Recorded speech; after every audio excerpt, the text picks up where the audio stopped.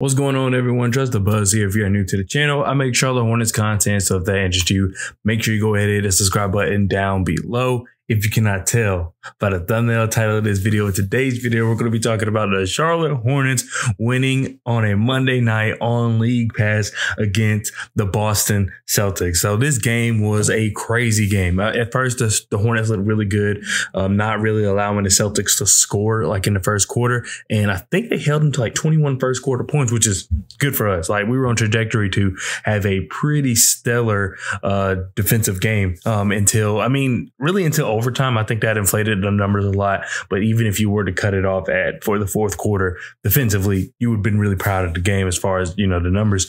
But after that, the Celtics went on a run. They went on a crazy run where we couldn't stop them from three. I think at one point they hit like 6 threes in a row.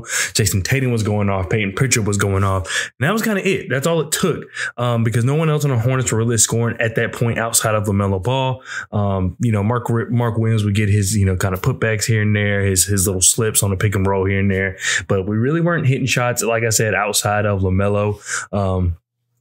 And so we were really struggling, and the Celtics continued to pile on. I think going in at one point we were down 18, but then the third quarter came around where I think we were only down like 11. I think it was like 65 to 54 or something like that. And we started to pick up the pace. LaMelo started going nuclear. I forgot what his point total ended up being, but he was just going crazy at this point, hitting deep threes, hitting crazy shots, getting to the rim with ease. Mark Williams also was having a lot of some good putbacks, some good slips. That was in the fourth where Brandon Miller hit his three. Gordon Hayward kind of caught on a little bit. PJ Washington was actually a big contributor in this game offensively, which is good. I think maybe some of the pressure from being a starter maybe allowed him to kind of have this game. It was more of a mismatch, him coming off the bench than him starting, especially at the 4.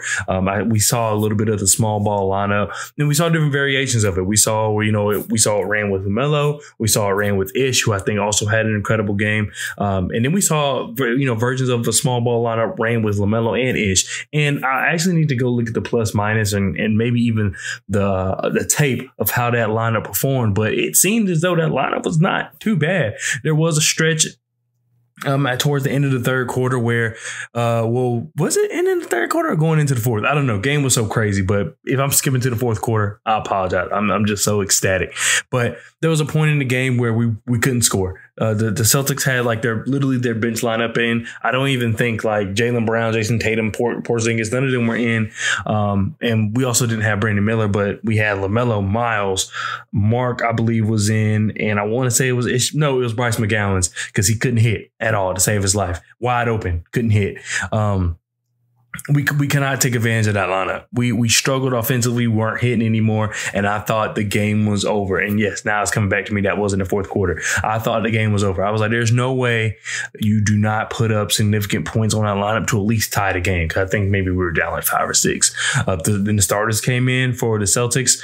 And then our starters came back in, and then we just went on a run. Like I said, we started to get some stops. The defense was immaculate as far as they would double everything. The rotations were nice. They weren't sloppy. Everybody was rotating to the right person. You didn't have, for example, Gordon Hayward rotating all the way from the right corner to the left corner for whatever reason instead of picking up the person at the top. Everybody's rotations were on point, and we were able to cause turnovers. And that's the whole point of Steve Clifford kind of running this defense. And as much as I say it doesn't work, the idea of it with the right personnel, it works. It's a great, I think, defensive scheme. You can catch a lot of teams off guard.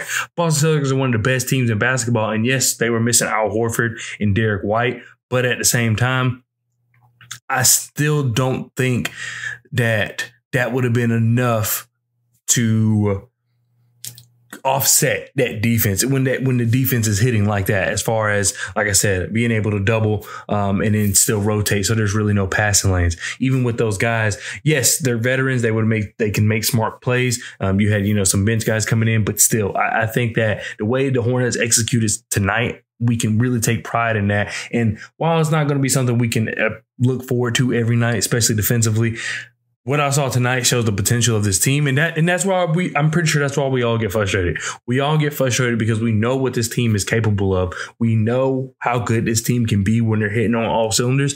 Like even tonight, until that game-winning shot, Miles was like 4 for 12 or something like that. He did not shoot well. PJ shot well. Gordon Hayward didn't shoot well, but he caught fire at the end. LaMelo Ball and PJ were the only two, and probably Ish Smith, were the only 3 players who were hitting at like a sustainable, decent rate. And Melo was hitting at an extraordinary rate. And I believe PJ was too.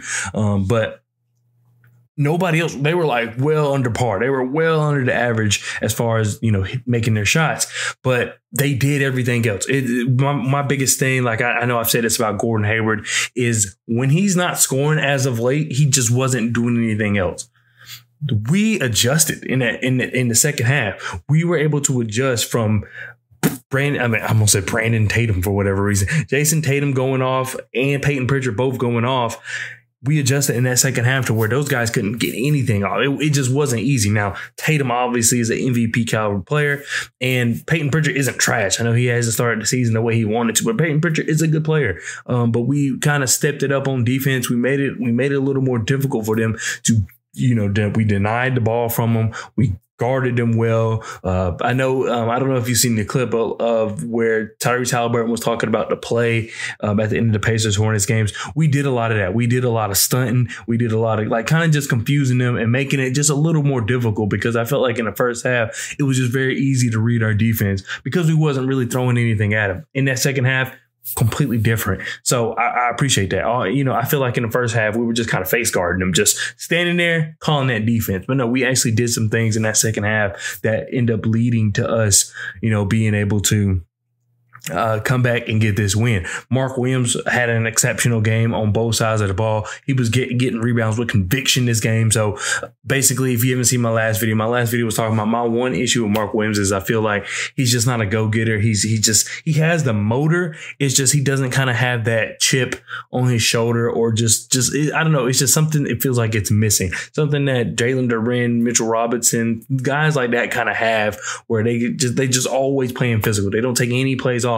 And while I don't think Mark has taking plays off as far as I'm gonna sit back and relax this play, but I don't feel like he goes up with full force using his strength every time. Always on the floor. I feel like guys like Jalen Duren, you could even throw Draymond Green in there because being undersized and playing bigger centers, it's part of that. But yeah, I just feel like sometimes he's like, I'm tall enough, or I got a better position. I don't have to really box out. But no, tonight he was meeting the ball at what they call the apex. Like he was catching the ball so high up in the air and coming down and kind of moving his elbows and not getting a foul, because that can be looked at as a foul sometimes in the NBA. But he was just doing an excellent job of that, and that's all I've wanted from him, and it showed. It showed tonight. The Celtics are one of the best rebounding teams in basketball, and a lot of that is because they gain rebound. Everybody rebounds, and we saw that tonight. They did a lot of that tonight, but the Hornets did an even better job. If Mark wasn't able to get it, what I liked that he was also at least able to put a hand on it.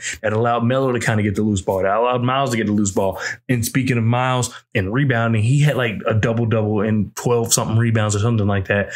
And he also was, what I'm talking about, Mark, Miles was also doing that as far as, getting the boards. And he's always done that. It's nothing new. It's nice to have. We haven't had it, even with our star center, our starting center with Mark Williams and then, Nick Richards as the backup. But it's nice to have someone else that can come in. And that's the kind of tenacity that Miles plays with. So it was just a lot of needed stuff, man. Like Miles did a lot of the small things outside of the game-winning shot. Like there was a lot of small things that he did, even though there was some defensive lapses and things like that. They all had it, but he still did a lot of small things, setting screens. His passing was immaculate. He was able to hit some guys on some crazy passes. The penetration is real, man. Like the way he's able to just attack, be the point of attack, going downhill to the basket. He's just not finishing. It's going to take some time. If you look at a lot of his shots, he had like a couple ugly mid-range shots, but then a lot of his shots were at the rim. And it's not like he just blatantly missed it. A lot of times the ball would just roll around the cup and fall out. So I feel like as he gets his touch, even though he was kind of great the first two games, as he gets his touch, I think those are going to start. We're going to start seeing those fall. Also, the Celtics are literally one of the best interior defending teams in basketball. So that also probably has a part in it. You got Jayson Tatum, Kristaps Porzingis, Jaylen Brown, like all these guys who, and I say Jaylen Brown and Jayson Tatum because they can go with you. They're pretty good defenders. They can go with you from the point of attack to the rim and make it difficult for you. Jrue Holiday, of course. So excellent job by really, like I said, everybody. Good job by Gordon Hayward turning it up. Brandon Miller also doing some things where I can imagine as a rookie, especially a rookie that's been criticized the way Brandon Miller has going into the season and just being on the Hornets in general, it could be difficult to have such a good game and have like kind of a pretty bad game the next game. But he stayed with it in all his minutes. Not one point did I really see his head down. Not one point did I not see him trying. Not at one point did I not see him give effort. Jrue Holiday had some easy buckets on him at times because Drew's just shifty. That we've seen that time and time again, that Brandon Miller, when he's guards these like kind of shiftier guys, he struggles with guarding them. And I think there's a lot of it. He doesn't want to be too physical, doesn't want to get a foul, because Brandon Miller gets some of the most egregious fouls called on him I've seen. But I feel like that's part of it. And it's going to come with time, but I really appreciate him just kind of sticking with the game plan, because it's so easy, I could imagine, to, like I said, be a rookie, have a great game against the Knicks, turn around and just have a subpar game against. Now, granted, it's an amazing team with the Boston Celtics, but still, to keep your composure throughout the game, we needed every minute of that, even though his shot wasn't falling or whatever. If his shot wasn't falling, he was getting rebounds, he was making passes, he was making reads, he was able to, kind of just take some of the ball handling duties off Melo a bit, at least, to allow Melo to kind of sit there and rest. Then we can run the play. Melo run off ball, make something. There was just so much he was able to do that we're not showing a stat sheet, and that's why I think we all love Brandon Miller. This wasn't one of his best games, even though we've seen games where his shot's not falling, but he has a bigger impact. But he did a lot of small things, and we need that. We have a lot of home run players. We need more guys to kind of do the small things to help uplift. And I think that's what we saw tonight. We really did see that tonight. So overall, great win. And I'm going to spend this last little bit talking about LaMelo. I know everybody's going to be talking about LaMelo. I know everybody's going to be like, oh, that was an amazing performance. It was. That's kind of why I haven't touched on it yet, because what's understood doesn't need to be explained. But LaMelo, man, he's really taking that leap. And I really appreciate him for doing that. Like, you could tell that he's worked hard on, getting better at finishing, to where now it's almost at a point where I wouldn't say he prefers attacking the basket, but it's definitely higher up on the list as far as when he's in certain dribble moves, what is he going to do next? Driving to the basket and attempting to finish is higher on that list than it has been in previous years, because he goes up with confidence. He goes up, with the idea of, I'm going to make this shot. He still had a couple of bad shots here and there as far as like some heat checks, but nothing that I really would think was like breaking the rhythm of the offense. And plus, with LaMelo, you're going to deal with those because of what else he can do. And honestly, considering looking at how he's been, these last 7-8 games, when you take out the 4 or 5 like crazy shots, I really want to know what his efficiency looks like then, because there's some shots where it's like he's not going to make that and he just tosses it up and it's like, okay, whatever, next possession.